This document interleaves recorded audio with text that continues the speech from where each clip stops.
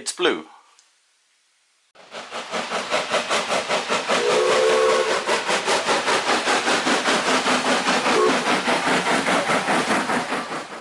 Hello there everybody, welcome back to the 71D Productions YouTube channel. It's been a very long time since I've done anything model railway related, but as soon as this came in the post I thought it was worth a video. This came literally yesterday evening for reference, and it's the Accurascale Exclusives Mainline Class 31. Now, I saw, the reviews of the Accurascale 31 and thought I've got to get one at some point. I didn't know what one I wanted. There weren't really any in the first run that tempted me, except from this one in the incredibly striking mainline aircraft blue. It's a really odd niche livery. Only one locomotive wore it from what I can gather, which is this one, 31407. But either way, I'm just very, very excited. I've had it out the box once just to make sure it actually worked before I did anything else, so yeah, without further ado, let's just get straight into the unboxing. So, Accurascale include this plastic sleeve on all of their models, which is quite interesting. I know why they do it, and I suppose it preserves the box a little bit more, and we'll just appreciate that because it is absolutely stunning. It's got the old mainline logo right there. I'll show you the side of the box. It's a Class 31 locomotive. There are plenty of these still in stock on Accurascale's website. It doesn't say how many are left, so I presume there's at least 20. If you want one, I wouldn't hesitate. The Bachmann one is out there, but I saw quite a few reviews of the Bachmann Class 31, including one made by Proper Chuffed, who, if you haven't subscribed to already, please do. His videos are superb. I watched his video on the Bachmann 31, and something about it, daft as this sounds, just didn't seem very 31-like to me. Otherwise, I would have bought the Bachmann one when it was out. You can still find the mainline livery Bachmann one, but it does tend to go for a bit of money, or you could just buy the Accurascale one. It's also got the orange cant rail stripe, which is quite clever, of course, Accurascale exclusives. All other sides of the box are the same, as it says Loc Sound, ESU. So it is the sound-fitted version. The back of the box, as per usual, completely blank. So let's just get into this. I suppose this is an area of what I do that you haven't seen, well, at all on the channel. This is the workbench. So yeah, I don't really have anywhere to put the packaging, so I'm just sticking it by the camera. So we have an Accurascale exclusive certificate with all of the signatures of the Accurascale team on it, which is quite nice. It's the small things that help it feel like a true premium product. We have the functions list on both sides. It's quite extensive, but from Accurascale, I suppose that is what you come to expect almost. I love these. The owning manuals, they're absolutely super things. It feels like I've got a lot of ex-British Railways manuals, rule books, etc., and this is exactly how they feel. So it takes you through the history of the 31s, through the refurbs, up to the present day, and tells you a little bit about what they were like to drive. And the coffee stains as well. Very nice. I do quite like it. It's little details. So then we have quite an extensive manual on the 31s. I would love a 31 in the civil engineers livery. I feel like they look good in anything. We have an unbelievably extensive exploded diagram that, good grief, I can't even, wow. I can't even fit the whole thing in the frame. It's that extensive. What is quite handy is that they do say if you need any of the spare parts to contact them with so on and so forth. Reference number. And on the back, lubrication, fairly general, just general care of the product, which are, when you live in a garage, very important. Acknowledgements and so on. Detail pack fitting is quite simple, but I tend to look at the real model before I do that, because I found, especially with Bachmann, where they say to put the pipes is incorrect on some models, and then driver fitting guide. I won't be fitting one to my model, but I think it's nice that they include it. Okay, so now we take off the foam. Good grief, I'm running out of places to plonk all this. Yeah, and you're greeted by these rather intimidating warning flashes. So the first one is to do with using it on DC. It's just, in essence, use a good DC controller, not a dinosaur from the ancient times. And then this one tells you about the switches. This is all if you use it on analog, by the way, I'll make that clear.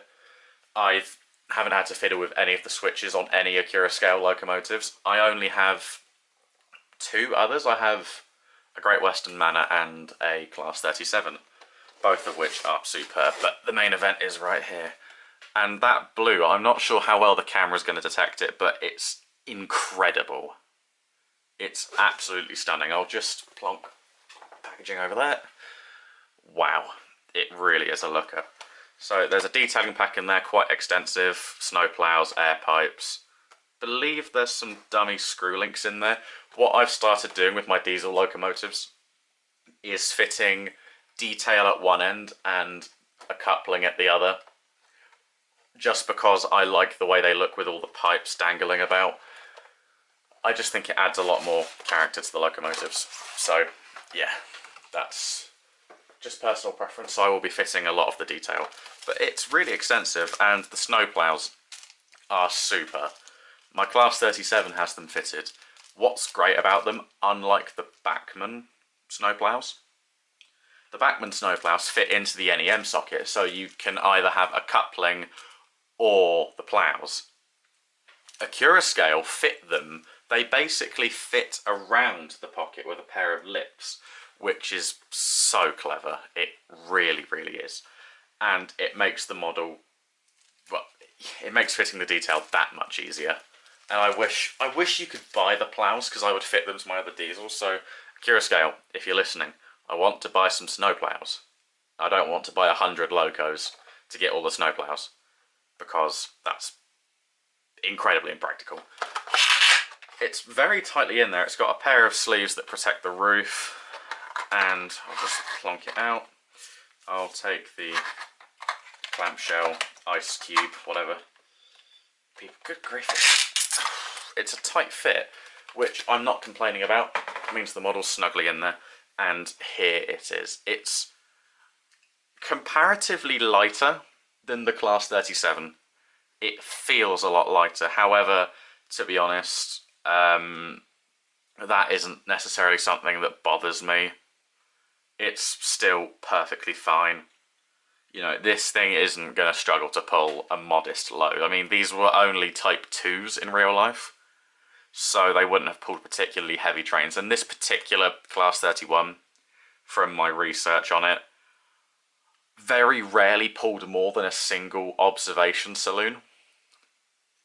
It did some rail tour workings and the odd freight work, but in this guise, it very rarely pulled more than one coach. So, yeah, definitely not something to moan about. The other thing I saw was people moaning about the fact the loco is not all-wheel driven, but the Class 31s are A1As. So what that means is, if I show you a bogie, A, driven, 1, not driven, A, driven. That's how the Class 31s were. This centre axle that wasn't driven was more of a weight distribution axle more than anything, as far as I'm aware. If I'm wrong, please let me know, but that would make the most sense, I feel. And for a Type 2, it's remarkably long as well. You think about other Type 2s, the Class 25, which probably comes up to about there on a 31. Yeah, it's not bad. There is a lot of detail going on here. I'll just show you the front of the model. Yeah, it looks superb. It really does. The cab looks quite good.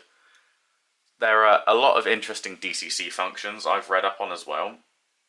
That the desk with all the speedos and the brake pressure, so on and so forth. The desk is lit. That is so unbelievably clever. I don't really think I can get the camera to show it. I'd need to turn them on, but it's got cab lights and desk lights, which is just superb. So, yeah, a lot going on here. There really is. And I think for that we're going to need to look at some close-ups of this absolutely gorgeous model. There really is a lot going on with this model, probably too much to talk about in a single segment. But it's incredibly impressive. I'll just pull the logo slightly closer so you can see the front. Yeah. Incredibly impressive amount of detail. Handrails are separately picked out. Incredibly small detail, but on the... oh God, I want to say that's the electric train heating supply on the right there. This little orange piece. There's a separate overhead warning flash, I think that is. Or just a electric high voltage warning. But that is incredibly good. And of course we've got the orange cant rail picked out. The paintwork is incredibly neat on it, which I suppose is quite difficult because it's near enough one strip of... well, it's one colour of blue all the way around. Now you can really see that nice aircraft blue under the studio light. The metallic pinstripe as well is really, really good. A lot of separate detail going on. You can't really see into the engine room, but I believe that is quite accurate for the 31s. Just showing you down here by the battery boxes, I believe. I'm not very good with diesel locomotive anatomy, which I probably should be. I volunteer on the Swanage Railway now, so should probably know diesel engines a little better. But yeah, there's just little details, like there's a little red bit, orange bit, you know. You've got, I presume these are the handles around here where the yellow markings are, just superb. Underneath there isn't too much going on, but there's just little bits and bobs. The bogies are remarkable pieces. They really are. There's so much going on here. Once again, I wouldn't know what everything is, but it's super. There's, I think this is the fuel gauge on the 31s, I believe, picked out once again with a separate red border as well. Another overhead warning flash up there, just turning the locomotive onto its side. You can see the roof as well, lots going on. I believe that's a radio pod there, like the ones on the 59s and 66s. Not too sure on that, naturally. The fans, well, this does spin, so I will get some shots of that later, but that's remarkably well done as well. Moving along, I believe this is the panel where the roof, sorry, where the DCC speaker is, but yeah.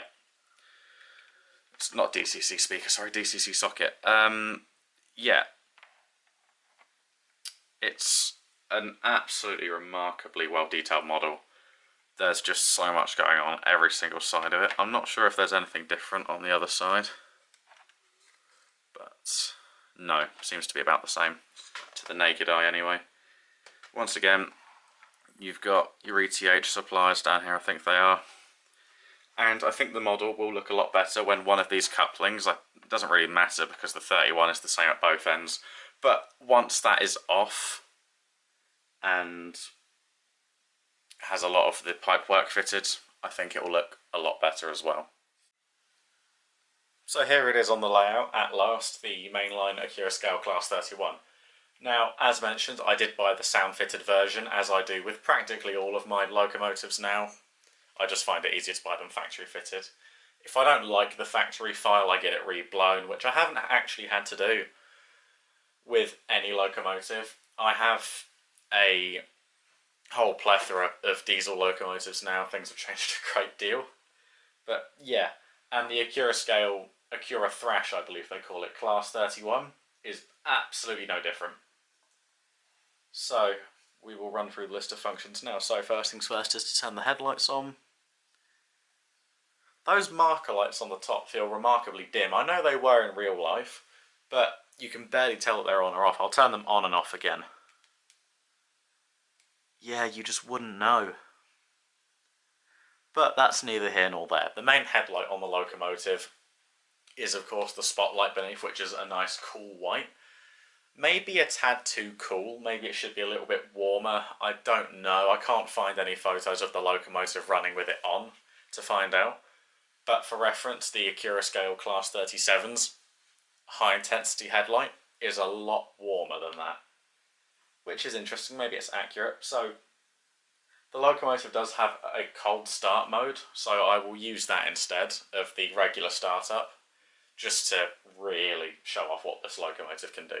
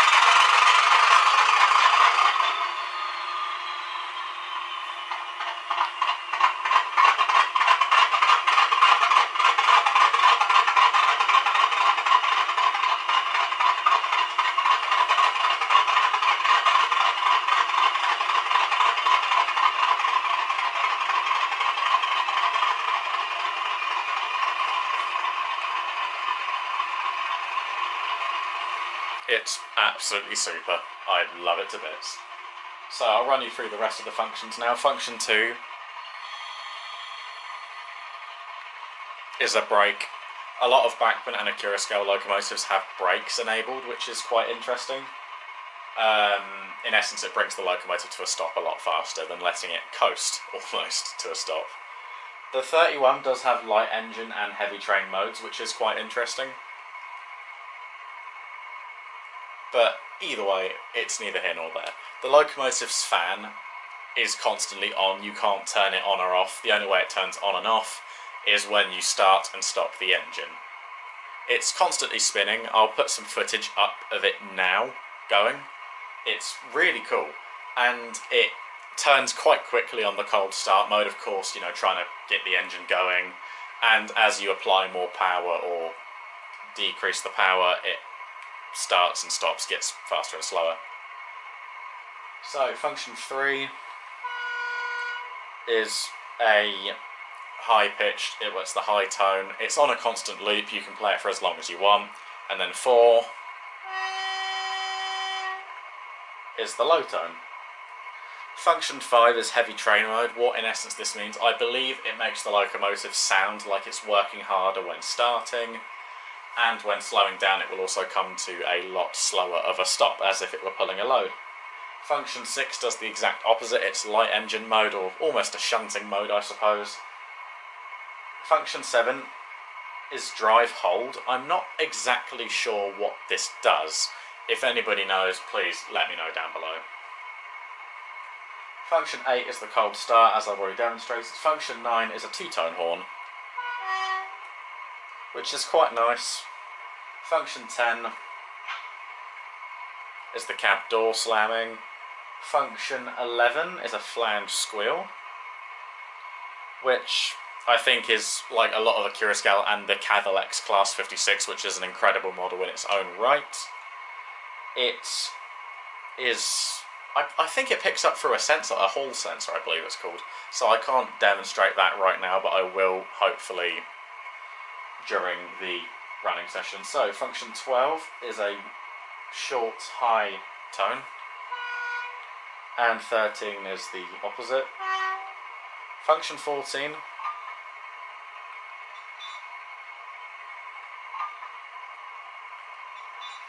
is a buffer clash and then coupling hook. The buffer clash is to turn it on, and then turning it off activates the clanking sound, so you get a pause in between, as if someone was getting down, going in between the engine and coupling it up. Function 15 is rail joints. Once again, I can't demonstrate that unless the locomotive's moving. 16 is the guard's whistle. 17 is the red tail light on and off, so I'll change the locomotive's direction. Now, the locomotive only has the left tail light on as the default. I'm not sure how well it will pick up from this angle.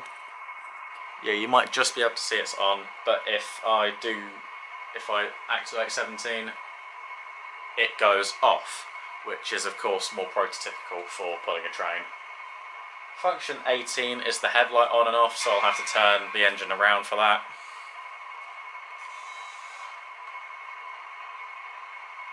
And as you can see, that only deactivates the high intensity beam. So I'll turn it around again. Now function 19, quite a fascinating one, is to do the cab desk. So I will have to turn the locomotive around again. And I'm going to have to really zoom in here. Oh god, my camera can't even focus on it. Wow, okay. Slightly pull it back, there we are. Right, so function 19 is the driver's desk. And then if we carry on, function 20 turns the cab light itself on, which is quite a bright, striking colour. What happens if I turn both? Yeah, you wouldn't really know if I had the cab desk light on or not. Unless you were really peering in there, and my camera's just not capable of that, unfortunately. Now function 21 I can't activate, but it turns the left tail lights on, I think. So you can run with both tail lights, I believe. I could be wrong on that, but I believe that is how it works. Yes, it does indeed say. But apparently, prototypically, it only runs with one of the rear lights at a time, which is quite fascinating, actually. Now, function 24 I also can't access. I'll use the Dynamis DCC system, which only allows for functions 1 to 20.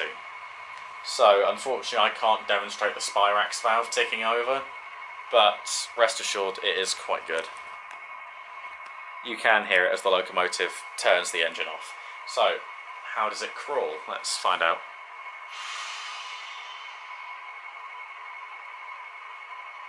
Really well, actually. Really zoom in on it, as you can see there. I'm looking at this through the camera as well. It does have a stay eye fitted as well. This is straight out the box. I have not ran this locomotive in. This is it as it is. That stay eye is probably doing a lot of the heavy lifting. And then in the same direction, sorry, in the opposite direction. Yeah, just absolutely super. Really, really good. I tell you what, can I demonstrate the flange squeal now? What I'll do is I'll leave the flange squeal and rail joint sounds on. So hopefully those will be hearable, audible. I have got a train ready for the locomotive, so we will get it going.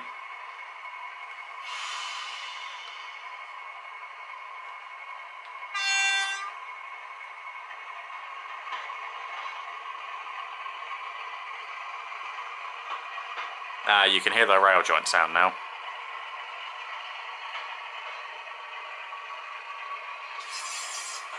And there's the flange squeal. Yeah, so it is detected via the curves. It is going around the bend right now. So I'll just turn the camera around so you can see that.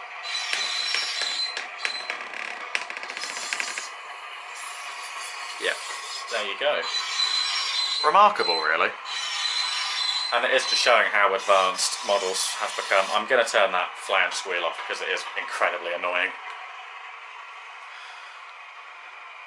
So what I've got for it is a rate. I think they are ZBA wagons, just generic civil engineers ballast wagons.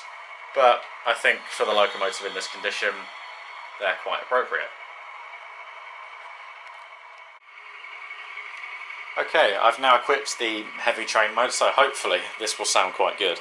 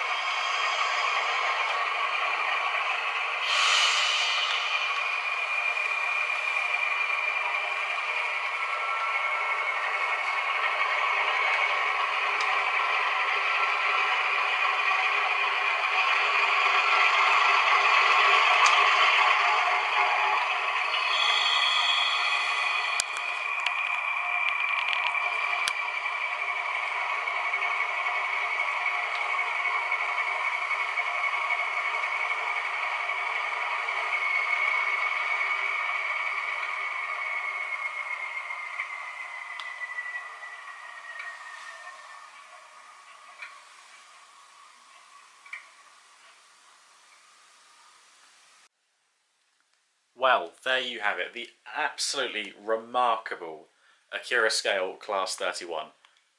They have already announced a second run of these, and I'm not surprised with the phenomenal success of the first run. I believe they won Model of the Year for 2024 when they'd been out for a couple of months, if that. So that just shows the statement that Accurascale have made with this locomotive, to show that even around 2 to 3 years on from some of their first locomotives like the Class 37 and the Deltic and the Manor, they are still able to make these phenomenal products for the same price. The second run is £20 more, and I understand why with inflation and whatnot. It's difficult to make models at the same price. I already have one of the second run models on pre-order, and if you don't, I recommend you do, because they are going to sell like hotcakes, I can guarantee you now. So with all that said and done, I would highly recommend one of these Class 31s. They are just phenomenal. They worked in practically every region of the nation as well, so unless you model Scotland or pretty much the southwest, you're going to be absolutely fine with fitting one of these into your region. But with that, thank you for watching. Please make sure to like, subscribe, and please share the video around. I'm hoping to get back into making model railway content, and hoping to upgrade my camera setup very soon as well, with an upgraded microphone as well. So if you'd like to see more of what I do, please subscribe, and thank you for watching.